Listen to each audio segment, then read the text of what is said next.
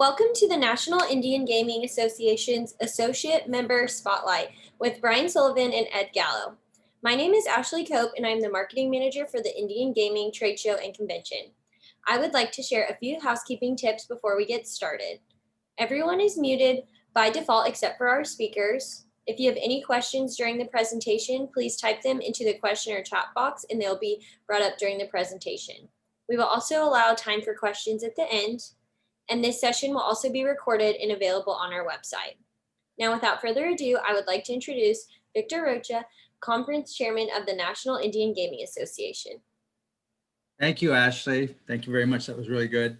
Good afternoon, everyone. I hope you're doing well on this Friday afternoon. Thank you very much for joining us. We have some very special guests today.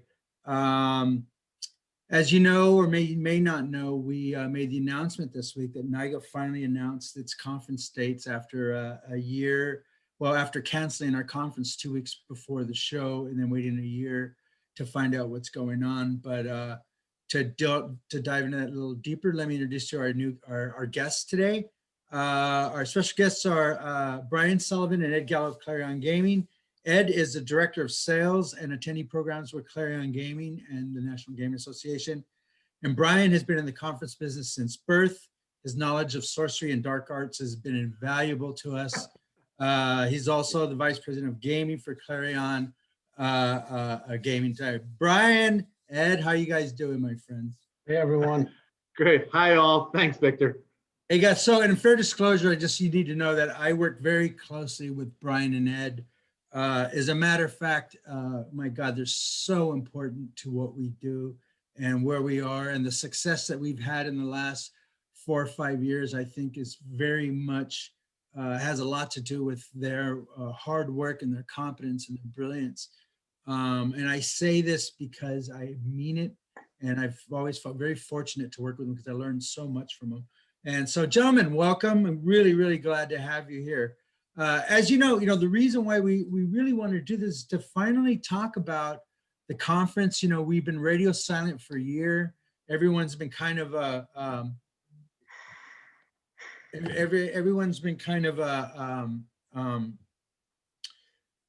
asking us, when are you guys coming? When are you doing the conference and stuff? And we didn't know. I mean, let's start. Brian, what was it like to shut down a conference 2 weeks before showtime? It was not easy. We were challenged in the early days. It was March of last year when we were working with the city, because the city owns the convention center, and with that there's multiple levels of folks that work on the event, but we're working with politicians. We were working with the mayor's office and all the folks that run the facility. So it was quite difficult. It was back and forth. Should we, shouldn't we? In the early days, we really didn't know what was going to happen with COVID. But about 2 weeks prior, we finally got the notice from the mayor's office that we were not going to be able to hold the event. And we have exhibitors had space on the floor. We had folks who had registered to attend. So those were difficult days, just getting the information out, because it was just tough because different messages were going out. It was like the old game of telephone. You start with something that's you think is notepad and ends up being guitar at the end. So it was challenging days. Well, and everyone had their hotels and then bought their plane tickets, and usually 2 weeks out you're set. I mean, if you're still planning on 2 weeks out, welcome to the industry, rookie. Truckloads of shipments were en route in there. So going across the country were truckloads of gaming devices and things, which, even those, if they have a destination on it, you have to turn them around.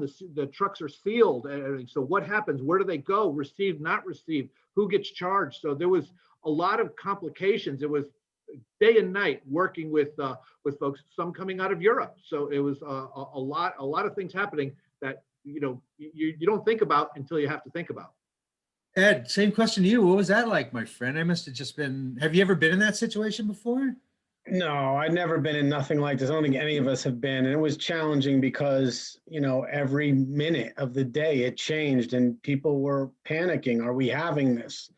Is it a cold? Is it this? Is it that? And it just kept getting worse and worse. And here we are a year later, still talking about it. But, that was the main thing. Like Brian said, what are we going to do? How am I going to get my stuff already was delivered? Am I going to get it back? Am I going to get a credit on on my booth? Am I going to get a credit on my services that I paid for? So it was tough. And to hear the fear in people, that we've worked with for so many years it was awful. But I feel like our gaming community gathered together and, kept trying to lift each other up. So it was, fun times. Yeah, you're absolutely right. What the last 3 or 4 years, we've had some of our best years with the conferences, and we've really turned it around and turned it into a real business first conference. We're here to do business. We're here to make deals and stuff. And I think it's really shown in the enthusiasm and to have that rug not only just pulled out, and we're not going to have the conference, but that means your future revenue, your next deal is gone with that too. You know what I mean? So it's an existential dread that people were having. And then on top of that, when are we going to come back? When is it? And, we were all in contact the whole time. I mean, Brian and I have been in contact every week in this pandemic, because we talk all the time, but a lot of it has to do is, restaurants are closing, the whole gathering, the whole capacity thing. And it isn't like you can just pick up this conference and move it to an Indian reservation, because the Indian reservations were even stricter than a lot of these city where these conferences are, right? So in our desire to make people whole again, that's kind of where this idea came from of like, why don't we combine with Res, and we reached out to him, and it was from a place of, what can we do to make this special? What can we do to bring back this business mentality that this is a place for commerce? And, when we reached out for Res, and they agreed, I thought that was, I didn't think it was going to happen, but yet everything was just up in air, and this was so unusual circumstances. So why wouldn't two of the Indian country's biggest organizations join forces together and put on a new conference? So the date is July 19th to 22nd in Las Vegas. So Brian, where are we going to be in Las Vegas? Caesars Forum. It's a brand new facility. We're learning quite a bit about it. Caesars Forum is the new convention center. One thing that a little bit of a challenge with us is Caesars was to open last March. And of course, it was a brand new building that never opened. They have had a couple of small meetings in it, but we're going to be one of the first ones to go in. And when you're the first ones to go in, there might be something that you didn't expect. So we're trying to vet that out. Frankly, we're going to be out there the first week of March to actually give it a good look-see. We know it's Caesars. We know it's a quality product, and everything is brand new. They were building, a building like no other, over 500,000 square feet of space with no columns. So it's an engineering wonder for this facility. No columns, brand new carpet, brand new everything has just been sitting there for a year. And we're going to be one of the first ones to give it a full run. Again, they do have some, they have been running it, but a bit, but we're going to be the first ones to really test it and go through it. So, but we're satisfied that we've selected the right space. What do you think about that floor, Ed? You're the floor guy. That's your specialty. It's going to be different than what we're used to, because in most of the venues we've been to have been in a contiguous hall. So this is basically two large ballrooms that have a walkway through the middle of it. So it's probably, let's say, 20 feet apart, which is a good thing, because it's not two levels or spread out too much. If anyone has been to ICE in London, it's going to resemble that. It's going to have a feel to that, obviously on a smaller scale. But in London, they have all of their booths on one side, a lobby down the middle, and all their booths on the other side too. So it's a nice mix there of big companies, small companies. And we're going to do the same thing again to have that feel. But you know what? I'm excited because it's in a ballroom. It's probably going to feel more intimate and more like cozier, so to speak, because while it's big, it's going to be it may have a smaller, tighter fit to it. But when I say that, I'm not saying we're all going to be cramped in. You know what I mean? It's just going to feel, because it's a ballroom, not this big convention center that we've been to in forever. Yeah, I think it's like 300 or 400, 500,000 square feet with no columns, right, Brian? So, 525, Victor, yeah. And that already deals with the capacity issue, because right now, and by the way, and I touched upon this on Wednesday, is like, everything's a crapshoot. You know what I mean? Things could go south, and that's why we were so hesitant to make claim to any dates. And Brian and I were talking earlier. At one point, we were like saying, maybe we should join forces with G2E, and we thought maybe that would be a good idea. And then we thought, let's move it after G2E. And we were looking at the first week of December and Christmas. You know what I mean? If you could imagine that in 2020 doing a conference. But and I think we even talked about November, and then we realized like the election was in that time. Thank God we didn't do anything. And so, we were looking at different places to put this thing, and there was no really good spot until this spot came. And, Rez says we're in Vegas. We can do it in Vegas. Brian, what are some of the other places that we looked at? Victor, you hit a couple of them. We looked last year without knowing. We originally kind of looked in the summer because we thought COVID would disappear kind of quick. We were looking in August. We tried to stay in San Diego, but it wasn't working out because we're not the only ones looking for dates in the convention center. All sectors where that got pushed out were looking.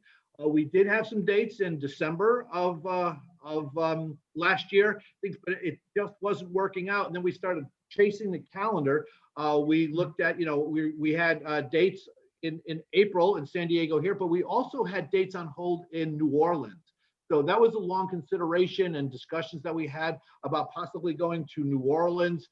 We actually talked about Phoenix and some other places around the coast. We actually had conversations in Orlando, but none of those were really kind of aligning that well. It really was more, how do we get back to the West Coast?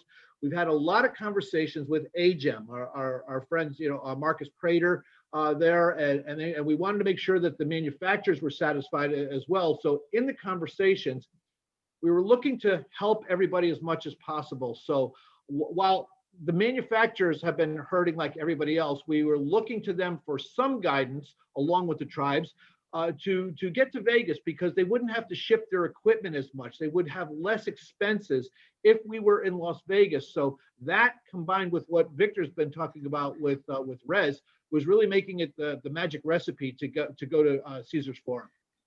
So Ed, how are the vendors happy to hear that the money that they spent would be rolled over into Las Vegas? Are we getting a good reception? Are they? I mean, I'm sure not everyone's going to be happy, but what are you hearing, my friend? Yeah, listen, a majority of our customers are very happy about that. Again, like to piggyback on Brian, we've spoken to our AGEM folks. The number one thing is safety.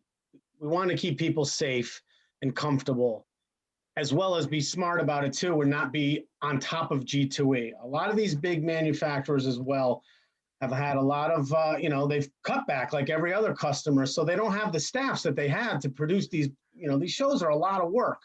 So we looked at that and helping them cut costs. So like Brian said, being in Las Vegas, they could just bring equipment, drive it there themselves.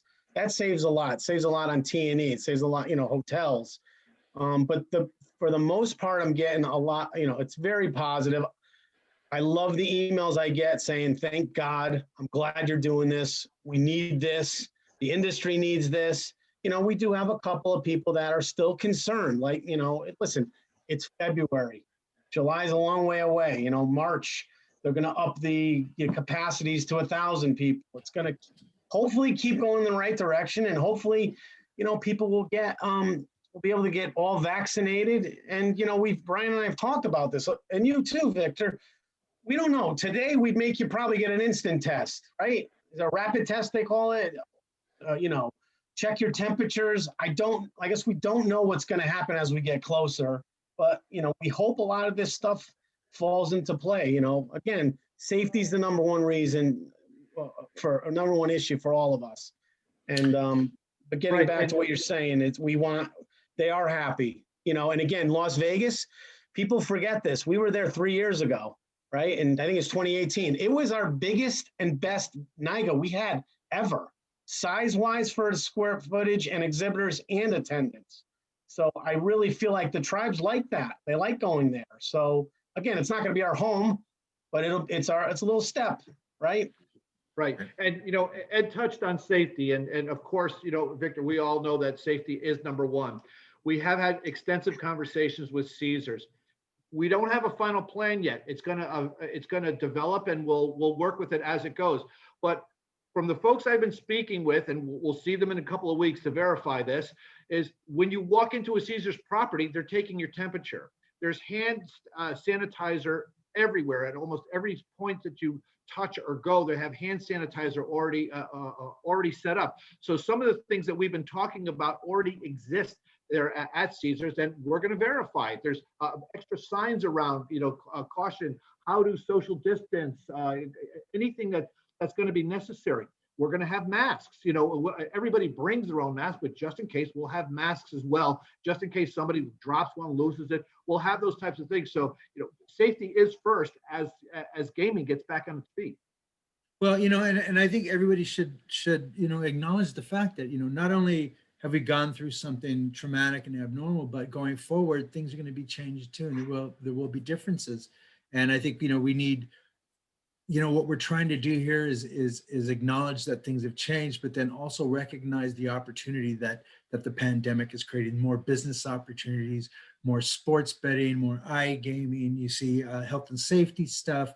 You see the touchless, the digital gaming, digital currency, electronic wallets. IGT just passed one this week, a big deal with their electronic wallet. So you see what has happened in the industry, and I think, you know, it's very important and incumbent upon us to help people identify these new trends and these new business opportunities, and that's what we're trying to do. And I think by going into Vegas, I think it was really the best of a bad situation. You know, there was, you know how I felt about it. I felt this was a case of bringing the mountain to Muhammad. You know what I mean? So I think we owed it to our vendors. And I think we owed it to our tribes. If we could have had this show, and you know me, I was pushing for Phoenix because I thought there'd be a great advantage there for the tribes. But you know, I wanted Vegas too because I just knew the advantage there. And right now it's cheap. Brian, talk about the hotel rooms. What's going on? That's pretty amazing. You know, we've blocked Harrah's. Harrah's is going to be our main block. We're going to verify this, but they've told us that they have, just before the pandemic, they have gone through their towers and have done an upgraded both their towers and their lobbies. The rate will be $89. And of course, taxes, fees, and things go on top of that. But we have a great block there. It's the closest hotel to Caesars Forum, so that's going to be the main hotel that we use, and it's going to be great. You know, how do you make reservations? We'll let you know. We're still going through this. We really only got, I don't think the ink is dry on the contract yet, Victor, but we are getting it. It's taking a little time because we really can't start until the ink is dry. The ink is dry and we are moving forward, and that's why we're having this program today. But we will, you know, we will be getting out all that information. It will be on the website. You know, other things, questions are going to be, you know, Ed will probably talk about the floor plan soon. We just have it, and we have to get it electronic and set up. There's a lot of things. So soon you'll be talking about the floor plan, the manual for the event. It doesn't just appear. There's pages, and you know, most people are challenged by it, and so am I sometimes. That manual with all those information in it, but we have to get it right, and we'll get it out to you just as soon as possible.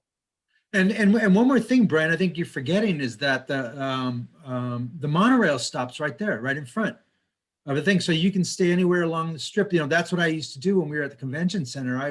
I would stay at the MGM because it was the first hotel in and out of Vegas for me, man. I was just like, I was the first exit. I was off parking. It's my hotel. And, you know, I was all about business for me. But I love the fact that the monorail stops right there. So you can stay anywhere that you want. And so you're not restricted to just Harrah's, and by then the link's right there, the observation wheel is right there. So, you know, one of the other thing before we get onto the floor plan is that, you know, the idea to unite with Res was real. It was a real inspirational choice. I thought that was really unique and showed, Native Americans and that Native American mindset, that business mindset, everyone coming together to NIGA and Res was really important. But our locations are not next to each other, but by each other. They're in the same area. We're separated only by the observation wheel. We're on one side of it, and then they're on the other at Ballets in Paris. So it's a little walk. It's not that far, but compared to, it could have been them at Mandalay Bay and us at the convention center. And then that wouldn't have been, that would have been two places in one town. Now we're like in the same area at the same time, and it creates a really nice synchronicity between both of us. So, I think that's really exciting too.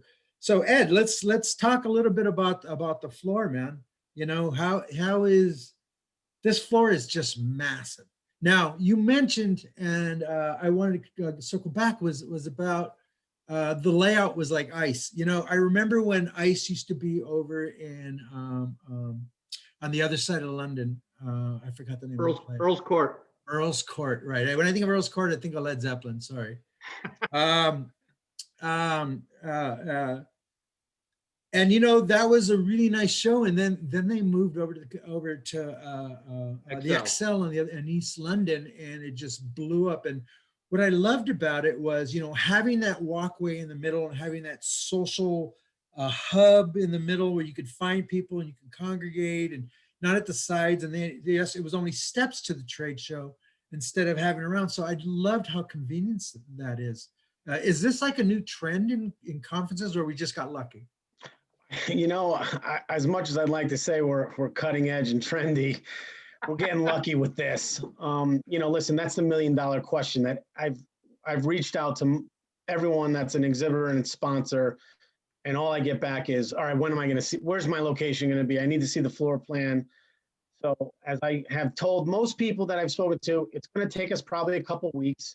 We are going to try to replicate the 2020 plan as much as we can to 2021. But again, we're going from a trade show hall to 2 ballrooms. So again, there's going to be, a lot of people haven't been to ICE, but basically the way you walk in is like at Excel. You're walking in from the outside. You're going to walk down the middle, and there's going to be doors on each side to go in, main doors to go into each hall. So what we will have, like I said, a nice sprinkling of the larger companies, mid-size and small, our same loyal small guys that have been doing the show for 35 plus years will get their premier locations again. They just will be separated a little bit. Like the 2 ballrooms are not contiguous. So it's going to take a couple weeks to lay this all out. Obviously, another question is, can I get better space? Can I get more space? As soon as we get confirmations from people, whether they're coming back and everything is good, I do anticipate we will have some movement and some other, some places to move people to. So people have reached out to me and said that they want to move, or if you can get a better spot, let me know. So I am compiling a list. I can't give any promises that we're going to do it, I'm able to do it, but I will try my best. And I just need patience, because I'm a one-man show and I'm technically challenged, so it takes a longer time for me to cut and move stuff. So, we do this space draw selection before every show. This year, we're not going to do that. We're going to kind of just give everybody the same space, which I think another big question is, can I get the same space that I had? Right. So, the answer is probably, it's going to be yes. But isn't that your job, just to say yes anyhow, Ed, really? And then when you want him to say no, you send him to me. Is that true? Yeah, I think the gaming industry likes my transparency and my candor at times. So, well, you know what? And listen, Ed. Like I said, I have learned so much with working with you guys, and I've always felt that we make a great team. We have those same goals. We share the same goals, which is to make a great trade show, a great place to do business. The fact that we did have our best showing in Las Vegas, I think, was very important for us going back. And I hope we can replicate the success again. But there's just so many unknowns and so many variables. I think all we can do is just to be as safe as possible. And just, I think the other important thing is that people need to reach out to us. And if they have questions, if they have concerns, and again, like you said, honesty and transparency are what you're known for. And, that's very important going forward too, especially with NIGA. And again, it wasn't like we were not telling you, it's just we didn't know. And let me tell you, leading up to the cancellation, there was nothing more anxious, because our anxiety started in January, when we were all in the UK, and we were having those conversations of whether, a G2E was going to cancel Macau or Japan. I think we're talking about Japan at that time. And so, we all knew while we were in London that this thing was big and huge. Just, I guess, in our own myopicness, we just didn't think it would come to the United States. But as soon as we landed, it was right behind us, wasn't it? Yeah. Hey, Victor, the only thing else to add to the people that are on the phone, and they most know this, but again, we are rolling over the monies from 2020 to 2021. So you won't have to pay for any space unless you want more. That and how's that being? I have to tell you, when you guys said that, I just thought that was the right thing to do. It just, I know there's other places that are starting from scratch, or you're getting pennies on the dollar and stuff, but the fact that, you're getting 1-to-1, I think is pretty amazing. How's that playing? Yeah, I mean, listen, we do have some people that I do feel bad for that have, like other small businesses outside of the gaming industry that are having a challenging time, and every dollar counts. So they're positive conversations right now that the money is rolled over. So they know that they're not getting, they're getting taken or anything like that. The money's going to be there. You're going to have your booth. And so I think that's one less thing to worry about. Now you just have to deal with getting there and being safe, and us delivering the attendees. That's going to be another question that they're all asking.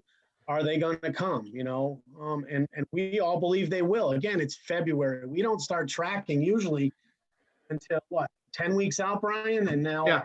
I think 10 to 12. registration will be open when? In April, first week of April. So, again, NIGA is going to be working on this, right? They have been. And Victor, he's reaching out to people now. We got a list today of 5 or 6 companies or tribes that said, when can we register? And that's, to me, is very encouraging. Yeah. Right. Go ahead, Victor. Brian. Well, there are a lot of folks that were registered from last time, so they're all coming. So we'll be reaching out and touching those folks to make sure that they are coming and things. And we'll be touching the tribes, with Victor's help and Chairman Stevens and Jason Giles. Things. What we'll be doing too is we want to kind of try to keep a list going too. So if someone's saying who's coming, we want to be able to show you the list of folks who have registered. You might not get all the contact information, but it'll say, president of, IBM or whatever is registered. So we want to be able to work with folks and make them feel comfortable and safe from the COVID side, but comfortable that the sector will be there and there will be business to be had. So we're really crossing every T and dotting every I. Yeah, and that's been our mantra is, getting back so that we can do business. Creating this place of commerce, creating this a space of opportunity. And we will be looking at how the industry's changed and where the new opportunities are, as things change, and they are. I think we all learned a lesson about our businesses. We all learned a lesson on how to run casinos and how to run them effectively during a pandemic, which I think is very invaluable. Now, not everyone has learned the same valuable lesson. I mean, there's just been a lot of hardship, and I think what we're just trying to do is acknowledge that hardship. I think to the vendors, to say, hey, listen, we understand you guys, we're hurting too, and we were too. We didn't take your money and go to Mexico with Ted Cruz. We were here we were doing our work, and we're doing everything we can to get back to business and create this space of commerce. And that's exactly what we're doing. And I think one of the most unique aspects about this before I wrap up is the fact that we tied in with Res, which I think for a lot of people in our industry will give them another opportunity to look into Indian country and see what other business opportunities. So not only for the first time where you're just looking inside Indian country, Indian gaming, you're looking outside of it and looking at the business and entrepreneurial side, looking at the Alaska corporations and all that stuff. So hopefully we'll create more opportunities for the vendors and for the attendees. And it goes for both ways. Our relationship with Res is just phenomenal. So hopefully we've created a lot of a real unique situation that creates a lot of opportunities for everyone. So, and wrapping up, I ran a little over. Ed, what would you like to say to our valued viewers? Just a quick question to you, Victor, that I get asked, that maybe you can explain pretty quickly is, we always have call for papers. We had a conference program that was put together. Yeah. If I was selected as a speaker, am I speaking again? Do I need to redo what I did? Do I need to resubmit? That's what I'm getting asked now. You know what? I'll tell you right now, starting from scratch, brother. You know what I mean? Okay. It would be ridiculous for me to put on the same conference that I put on before this conference, before the pandemic started, when everything's changed. That would be just, I wouldn't be doing my job. People who will, they will be considered, you know what I mean? Everyone that was part of it, we understand the sacrifice, but I can't put on the same conference. I can't pretend that we're doing the same thing. If anything, we're going to be looking at where the new opportunities come from. You know what I mean? So it's not, we just don't know yet. And you know what, that will be coming out the next year. I think what I might be doing is just when we do a call for papers, it's just going to be for associate members. I think, just sending out into the wild and letting everybody respond that have no real connection to Indian country or businesses. I think that those days are probably over. I think it's important for us to focus who our associate members are and the people who have been supporting us. So I think that's probably where we're going to be going at this, but it's still to be defined. I have to counsel with a lot of people still, but I think the main thing is that I can't pretend that we're doing the same thing again. You know what I mean? That would be irresponsible. Great. I think it's very smart. Very smart. Yeah, but you know what? If I'm going through right now and looking at what we did before and what's important and what's still relevant, and a lot of it is, but we're going to have an abbreviated education, so it won't be as big as it was before. We will be doing some stuff online, and maybe that's where we can make up some of those opportunities.